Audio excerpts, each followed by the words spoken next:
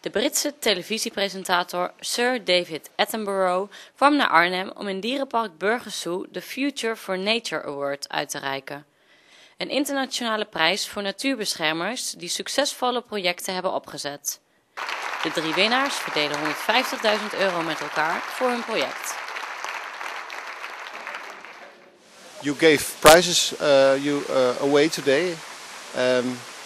Have you been talking to the winners, and are you under the impression of what they're doing? Well, each of the winners today gave a presentation explaining what they do. Of course, they didn't. In 10 minutes, you can't tell everything, but it gives you some idea of what they're doing. Yes. You're here in the Burgersoe in Arnhem. Could you tell me why you accepted the invitation to come here? Well, I think it's a very remarkable zoo. And they are put on a very remarkable conservation prize, which is very generous of them. I mean, there are many zoos around the world who say that they can't possibly exist without government support and without this, that and the other. And here is this extraordinarily successful zoo with wonderful exhibits who actually can find the finance to put on this kind of award.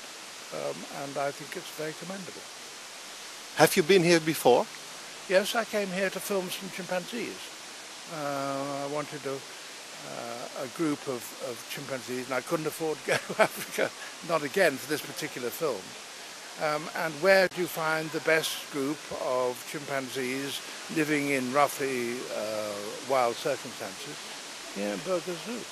But you're in a zoo. What do you think of zoos in general? Oh, I think there are 3 very obvious things that a zoo can do. A zoo can conserve species that are in danger of extinction. A zoo can promote scientific research, and a zoo can educate people. I mean, you don't know what an elephant is just by looking at television. You've got to see the things standing there. But you put animals in prison. Well, I was going to say, you interrupted me, but all those things can only be acceptable if the animals are happy. And one of the ways in which you can judge whether an animal is happy is whether they're breeding or not. And apart from that, the breeding criterion is very important, because zoos, the natural world is under such pressure that they can't just simply go out just because an exhibit dies, okay, we'll go and catch another.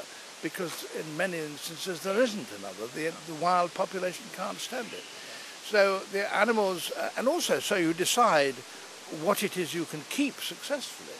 I mean, elephants are very difficult to keep successfully. I don't believe you ought to keep eagles in a zoo at all. And so there are some things that you can't keep. But people who run the zoos are very inventive and understand about animals and are very good at creating the right environment. Now a special Arnhem question.